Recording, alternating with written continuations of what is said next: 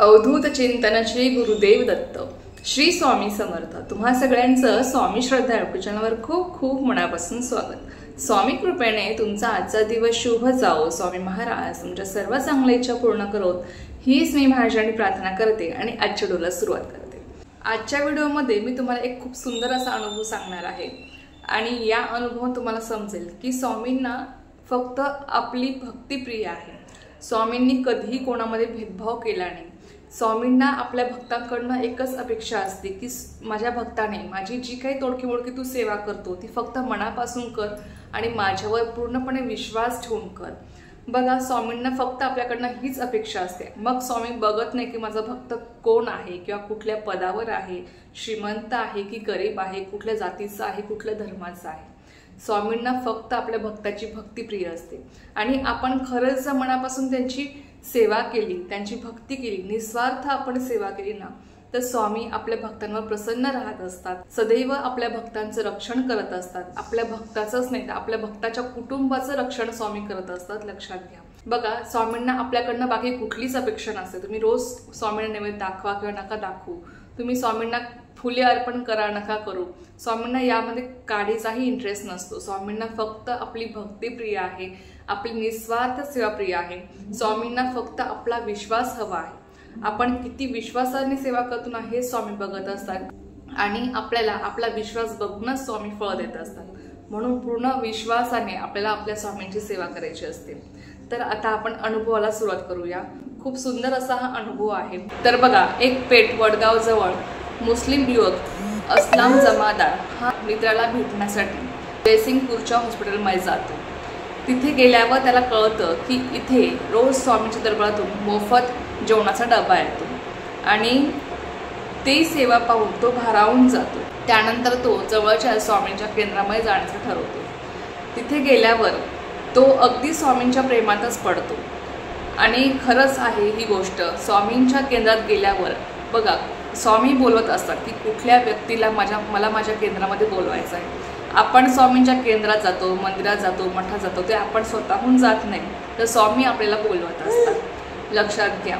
म्हणून आपण काहीच नाही, जे काही करत आहोत आपण ते स्वामींच्या इच्छेनुसार करत आहोत। आपल्याकडनं स्वामी त्या सगळ्या सेवा करून घेत आहेत, लक्षात घ्या। म्हणून मी सेवा करते किंवा मी केंद्रात जाते तर आपण हे करत नाही, तर स्वामी आपल्याकडनं त्या सगळ्या सेवा ते सगळे कार्य आपल्याकडनं करून घेत असतात। आणि ही गोष्ट खरंच आहे की जो कोणी स्वामींच्या केंद्रामध्ये जातो ना तो स्वामींच्या प्रेमात पडतोच म्हणजे पडतो, कारण की आपले स्वामी आहेच तसे।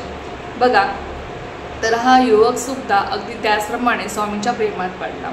त्यानंतर त्याची जी काही पत्नी आहे ती रोज स्वामींचा जप करू लागली आणि ते स्वामी सेवेत आले होते।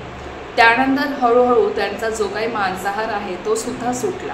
त्यानंतर बघा, बकरी ईदच्या दिवशी त्यांनी कुठल्याही प्रकारचा मांसाहार न करता त्यांनी शिरखुर्मा करण्याचं ठरवलं। शिरखुर्मा केला आणि ते स्वामींच्या दर्शनाला गेले। स्वामींचं दर्शन घेऊन आल्यानंतर त्यांनी जेव्हा ते झाकण उघडून पाहिलं, शिरखुर्मा केलं जे काही पातेलं आहे ते त्यांनी जे झाकण उघडून पाहिलं तिथे त्यांना स्वामींची प्रतिमा दिसली। स्वामींनी साक्षात त्यांना दर्शन दिलं होतं, लक्षात घ्या। या अनुभवातून आपल्याला एकच कळतं की आपली जर भक्ती खरी असेल ना, आपल्या मनात जर स्वामींबद्दल प्रेम असेल, आपण निस्वार्थ मनाने स्वामींची सेवा करत असाल, मग स्वामी बघत नाही की तू कुठल्या जातीचा आहे, कुठल्या धर्माचा आहे, तू गरीब आहे की श्रीमंत आहे, याशी स्वामींना काहीही घेणं देणं नसतं। स्वामींना फक्त आणि फक्त आपल्या भक्ताची भक्ती प्रिय आहे।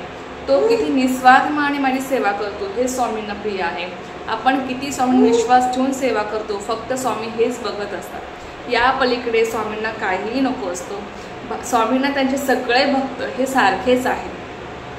स्वामी सगळ्या भक्तांना समानच लेखतात। असं नाही की तुम्ही कुठल्या पदावर आहात, तुम्ही श्रीमंत आहात की गरीब आहात, याशी स्वामींना काही घेणं देणं नाही। स्वामींना फक्त आपल्या भक्ताची भक्ती प्रिय आहे आणि जो कोणी त्यांच्यात निशंक विश्वास ठेवून त्यांची मनापासून सेवा करतो ना, स्वामी त्याच भक्ताच्या जवळ असतात। स्वामी नेहमी त्याच भक्ताच्या सोबत असतात। म्हणून लक्षात घ्या की स्वामींवर कुठलीही शंका घेऊ नका, अगदी निशंक मनाने स्वामींची सेवा करा। जरी तुम्हाला आज वाटत आहे की मला माझ्या सेवेचं फळ मिळत नाही, पण येणाऱ्या पुढच्या काळामध्ये नक्कीच तुम्हाला सेवेचं फळ मिळेल। तुम्ही केलेली सेवा, तुम्ही जी काही तोडकी मोडकी सेवा करता ती कधीही वाया जात नाही। स्वामी आपल्याला आपल्या प्रत्येक सेवेचं फळ देत असतात, यात काही शंका नाही। लक्षात घ्या. म्हणून आपल्या भक्तांचं काम आहे फक्त सेवा करण्याचं, ते आपल्याला करायचं आहे. निशंक मनाने अगदी विश्वास स्वामींवर ठेवून पूर्णपणे मनापासून स्वामींची सेवा करा आणि मग बघा स्वामी तुम्हाला सुद्धा दर्शन देतील. स्वामी नेहमी तुमच्या सोबत असतील. तुमच्या प्रत्येक संकटामध्ये दुःखामध्ये स्वामी तुमच्या सोबत असतील, लक्षात घ्या. तर आपल्या स्वामींचे अनुभव खरंच खूप आहेत. स्वामी नेहमी आपल्यासोबत असतात, फक्त ते आपल्याला जाणवत नाही. आपल्याला असं वाटतं की मला संकटे काय येतात, पण त्या संकटात सुद्धा स्वामी आपल्यासोबत असतात. आपल्याला ते समजत नाही.